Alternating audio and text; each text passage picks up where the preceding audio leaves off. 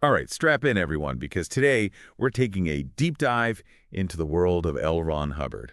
The man behind Scientology. You got it, but this isn't your typical biography rundown. No, not at all. We're really zeroing in on this lecture by Andreas Gross, specifically presented to Scientologists, that tackles Hubbard's controversial wartime role.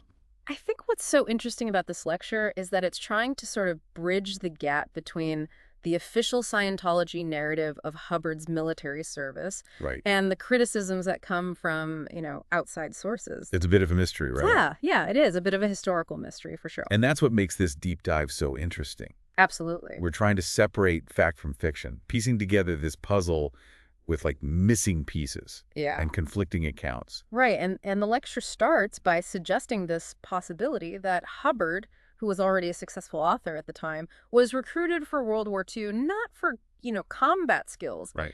but for his writing and language abilities. That's kind of a new angle. Yeah. It's like something out of a spy movie, you know? It is a little bit. Think of those classic spy movies where these unassuming writers are secretly gathering intel and, writing these covert reports. Yeah, well, I mean, intelligence agencies often rely on individuals who can blend in, observe, communicate effectively. Oh. All skills that writers hone through their craft. So you're saying Hubbard's pre-war travels, especially throughout Asia, which the lecture highlights, Yes. could have made him a prime candidate for intelligence work. Exactly. Yeah. His familiarity with the area combined with his writing skills Right. would have made him a valuable asset for gathering information and potentially even engaging in espionage. Hold on. So are we saying that his official story, the one about, continuous ship-based service, Yeah. might have been a cover story to hide his true activities? It's definitely something that the lecture explored. Wow, that's a bold claim. Well, cover identities are common practice in espionage to protect agents and their missions. Plus, we have to consider the implications of non-disclosure agreements. Oh, yeah, those are serious business. Exactly. Imagine the consequences for Hubbard if he revealed classified intel. Yeah. It's no surprise that secrecy was paramount. No, not at all. That's a good point. Right. But if we kind of go with this theory, Yeah. it really changes how we look at Hubbard's post-war activities, especially his interest in, the human mind. Yeah, absolutely. The lecture connects Hubbard's wartime experiences to his later work with the CIA or its precursor organization. Oh. And they focus on Oak Knoll Naval Hospital, Okay. where soldiers were treated for physical and psychological wounds. Including, like, potential brainwashing attempts by enemy forces, right? Precisely. Wow. And here's where the lecture gets really interesting. Okay. They position Hubbard as a researcher and therapist at Oak Knoll, exploring and treating mental trauma, Okay. potentially even dabbling in methods to counteract brainwashing. So are you suggesting that his experience there at Oak Knoll Yeah. could be the origin of Dianetics? That's what the lecture is implying, yeah. That's a pretty big connection. It paints this picture of Hubbard grappling with the complexities of the human mind, its potential for healing, Right. but also its vulnerability to manipulation. And that kind of brings up another point that the lecture makes. The duality in Hubbard's work. Yeah, exactly. Like, on one hand, you have this white side focused on healing and liberating minds through Dianetics. Yeah.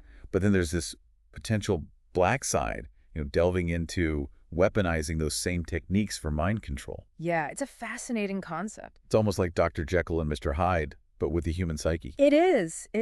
And the lecture suggests that this internal conflict led Hubbard to eventually break away from that, black side, fearing the implications of that kind of power in the wrong hands. I see your point. But there are still these inconsistencies in Hubbard's accounts, his wartime service, his time at St. Elizabeth Hospital. Yeah. These are things that critics often bring up. So could those inconsistencies be explained by this theory of enforced secrecy? That's the alternative interpretation that's offered in the lecture, Yeah. rather than deliberate deception. Right. It suggests that Hubbard was in this difficult position, Yeah. forced to maintain a facade to avoid potential legal repercussions for violating his NDA. So he might have been silenced, Yeah, unable to actually say what happened for fear of imprisonment. exactly. That's a heavy burden to carry, Well, It is. But if his goal was to help people through Dianetics, wouldn't he want to be open and transparent about its origins? That's a valid question, and it raises questions about how much we can truly know about someone's past when it's shrouded in secrecy and conflicting accounts. No, you're right. Right. Okay, well, let's set aside the controversies for a moment, just for a moment. Okay. The lecture encourages us to look beyond those controversies and really consider the substance of Hubbard's work. Yeah, absolutely. And we're talking about a prolific writer, Mm-hmm. a dynamic speaker, and the creator of a system aimed at understanding and improving the human mind. Exactly. That's worth exploring. Absolutely. And especially since the lecture argues that a central theme throughout all of Hubbard's work is this dedication to exposing and combating mind control. Exactly. He wasn't simply interested in healing. Right. He was actively fighting against what he perceived as a hidden threat to humanity. And the lecture even goes so far as to suggest that Hubbard, drawing on this alleged insider knowledge, may have authored a book on Soviet mind control techniques under an alias. Yeah, it's presented as a possibility. Wow. A way to reconcile his potential involvement in intelligence work Right. with his later crusade against mind control. Almost like a whistleblower. In a way, yeah, someone who risked his own safety to shed light on this dangerous and hidden world. That's a pretty heroic picture. It is. But taking on powerful forces, well, it rarely comes without consequences. True. And the lecture doesn't shy away from that aspect of Hubbard's story. No, it doesn't. It unveils the intense scrutiny he faced from the FBI, Yeah. suggesting his background, an outspoken stance against mind control, made him a target. Absolutely. This is where the lecture introduces the concept of a deep state. Okay. Those shadowy figures pulling the strings behind the scenes. Right. And it argues that Hubbard's willingness to expose these secrets threatened those in power who wanted to maintain control, Oh, wow. leading to surveillance and attempts to silence him. That's giving me serious conspiracy thriller vibes. It is a little bit, isn't it? Almost like a real-life Manchurian candidate, Mhm. but with Hubbard as the rogue agent fighting against this shadowy organization. Well, the lecture does draw those parallels. It does. It does. It argues that Hubbard was a threat to the established power structure. And they point to Scientology's inclusion on President Nixon's enemies list as evidence of the organization's perceived threat. Exactly. It's wild. It's hard to imagine a spiritual movement being seen as this kind of danger to a political administration. It is. And this is where the lecture takes an interesting turn, it asks. While Scientology boasts of surviving this attack, did it truly emerge unscathed?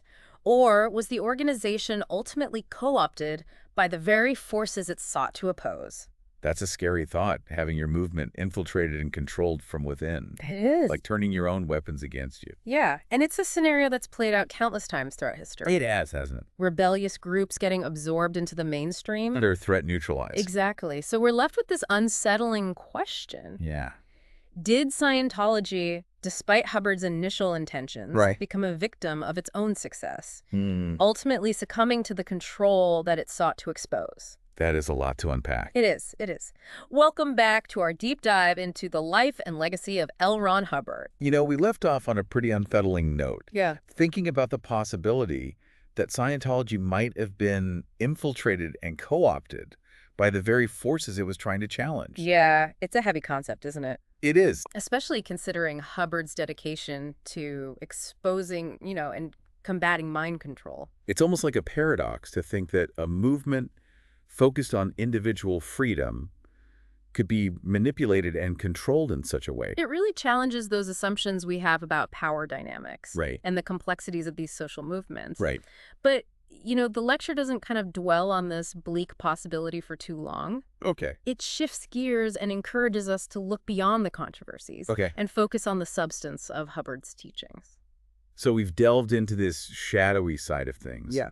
But what about the core principles that drew people to Scientology in the first place? Right, and the lecture emphasizes that regardless of the complexities of Hubbard's past or the current state of the organization, his ideas have the potential to empower individuals and create positive change.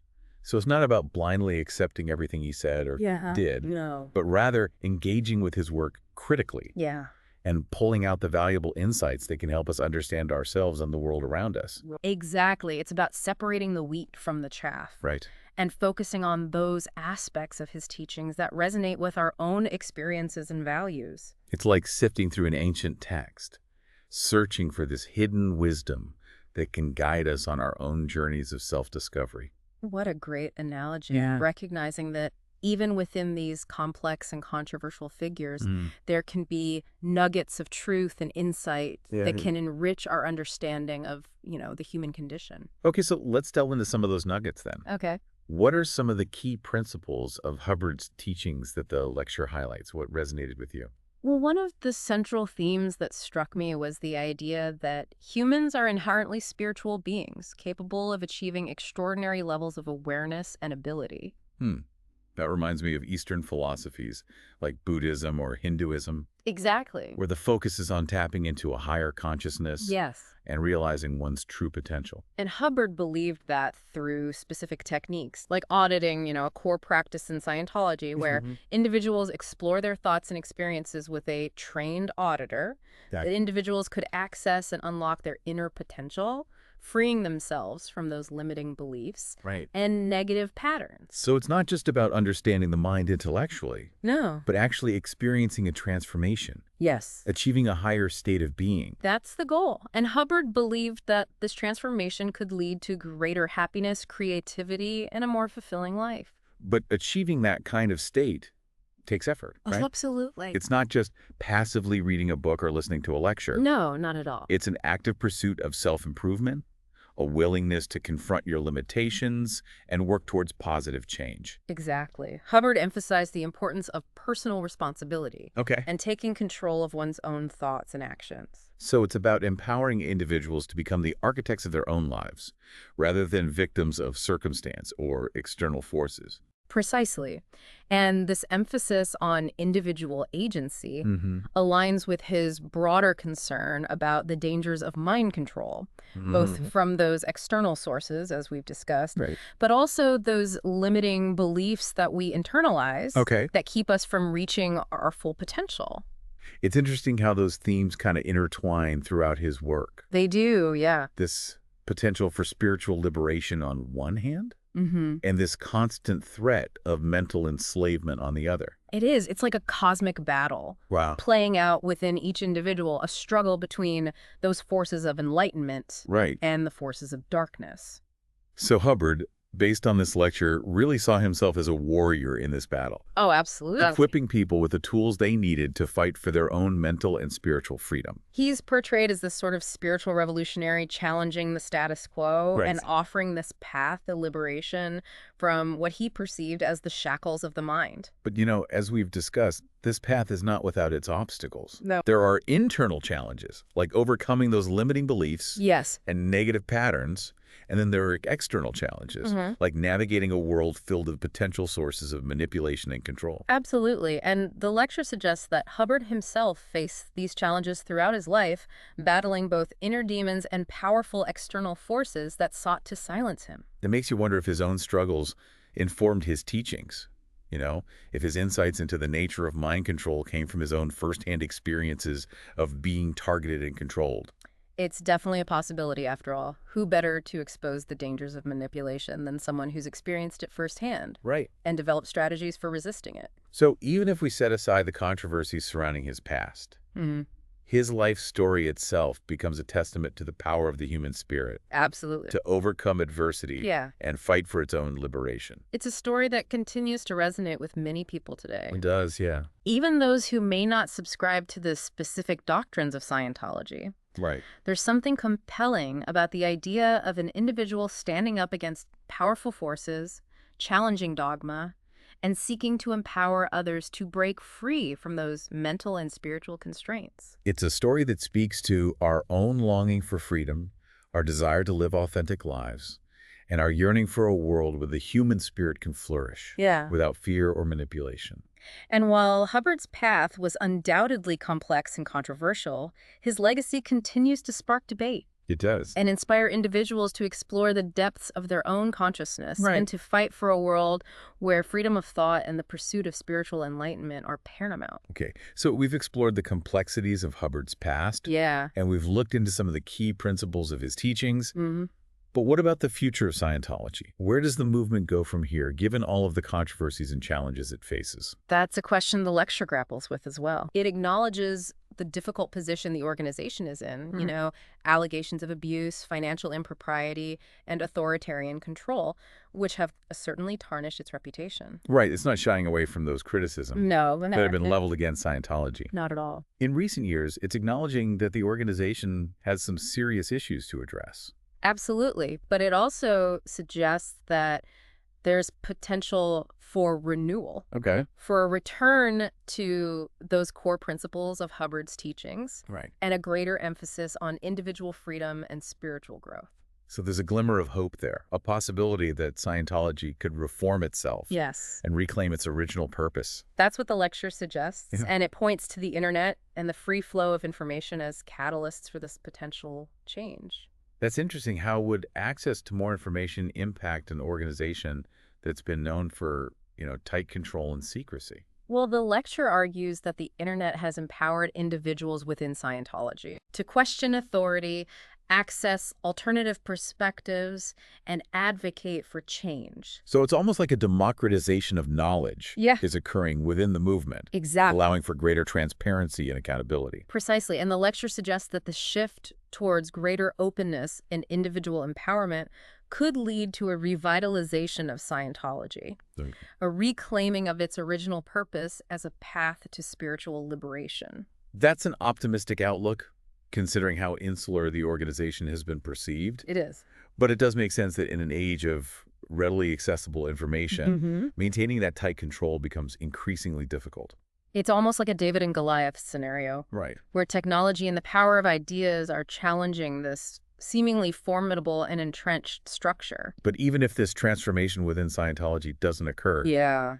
could Hubbard's ideas still hold value for individuals seeking personal growth and a deeper understanding of the human mind? Oh, absolutely. The lecture encourages listeners to consider Hubbard's work as a starting point, a springboard, Okay. for further exploration of the human condition. Hmm. His ideas about the nature of consciousness, Right. the power of the subconscious mind, and the potential for spiritual evolution Right. continue to resonate with many people regardless of their affiliation with Scientology. So even if someone isn't interested in becoming a Scientologist, Yeah.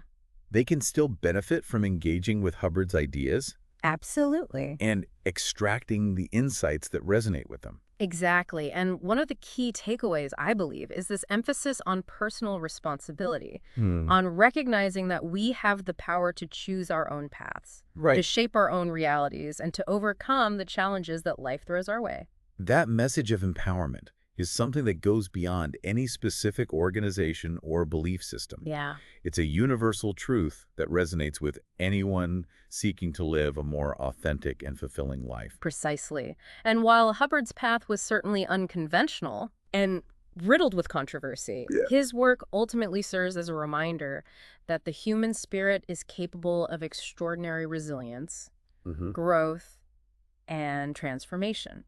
And speaking of resilience and transformation, the lecture presents this rather thought-provoking concept. Yes. This idea that Hubbard, despite his dedication to individual freedom, Right. might have ultimately allowed Scientology to be co-opted by powerful forces in order to protect the movement from even greater harm.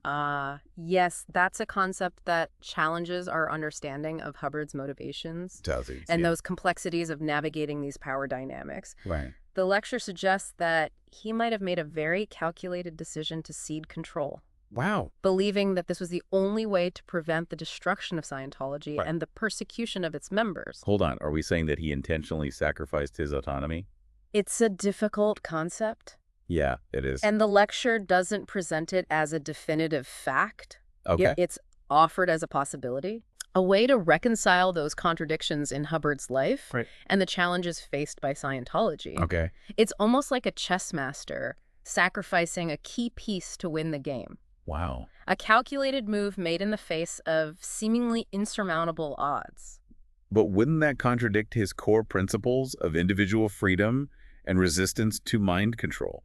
It's certainly a paradox, and the lecture acknowledges the complexities of this possibility. Right. It suggests that Hubbard might have found himself in this impossible situation, Yeah. forced to choose between two undesirable outcomes. Right. He might have believed that sacrificing control was the lesser of two evils, a way to ensure the survival of the movement Right. and protect his followers from even greater harm. That's a chilling thought to think that he might have felt compelled to make such a drastic choice, Yes. sacrificing his own economy for the sake of the movement he created. It speaks to the complexities of leadership, Yeah. the difficult decisions that must sometimes be made Right. when faced with these seemingly impossible choices. Yeah. And it reminds us that even those who champion freedom and autonomy may find themselves forced to compromise their principles Right. in order to protect those they care about. It's a sobering reminder that the battle against mind control isn't always fought on this grand public stage. No. Sometimes the most important battles are fought within ourselves Absolutely. as we grapple with those difficult choices Yeah. and try to balance our personal values with the needs of those around us. Indeed. And it underscores the importance of critical thinking, Right. of questioning authority, and remaining vigilant in the face of these subtle forms of manipulation and control Right. that can infiltrate even the most well-intentioned movements. Okay, well, I think we've reached another good stopping point for this deep dive. I agree. We've covered a lot of ground today, we exploring the nuances of Hubbard's teachings, the challenges faced by Scientology, and this intriguing possibility that Hubbard might have made a calculated sacrifice to ensure the movement's survival. It's fascinating, isn't it? It is. We've delved into the contradictions and complexities of his life, examining both the potential for empowerment Yeah, and the ever-present threat of control. absolutely. Welcome back to our deep dive into the world of L. Ron Hubbard. It's been quite a journey, hasn't it? It really has. We've gone through his controversial past, Yeah, a lot of twists and turns there. explored his teachings, pondered the future of Scientology, but now I think it's time to shift the focus to you, the listener. Absolutely. Bring it all home. Right, because after all, what's the point of exploring these topics if we don't see how they connect to our own lives? Exactly. The real value is in the application. How can this knowledge inform our own understanding of ourselves and the world? I think one of the most interesting parts of Hubbard's legacy is this emphasis on the power of the human mind. Yeah, he really saw it as this incredible tool. Right, not something to be afraid of, but something to be harnessed and used to achieve great things. And, despite all the controversy surrounding him, I think Hubbard genuinely believed in human potential, that each of us has this incredible capacity for growth, creativity, spiritual evolution. That idea of untapped potential really resonates with me.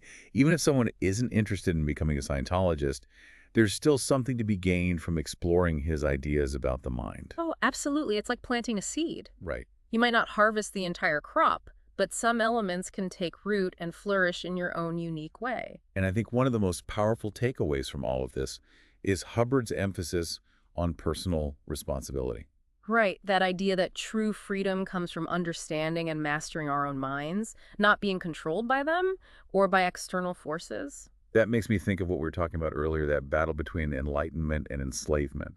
Yeah, that's a theme that runs through Hubbard's work, through human history, really. And it feels so relevant today with the constant information overload, the technology. It's easy to feel like we're losing control over our own thoughts and emotions. It's true. We're constantly being bombarded with messages, targeted advertising. The news cycle never stops. It can be overwhelming. So how do we fight back? How do we reclaim our mental autonomy?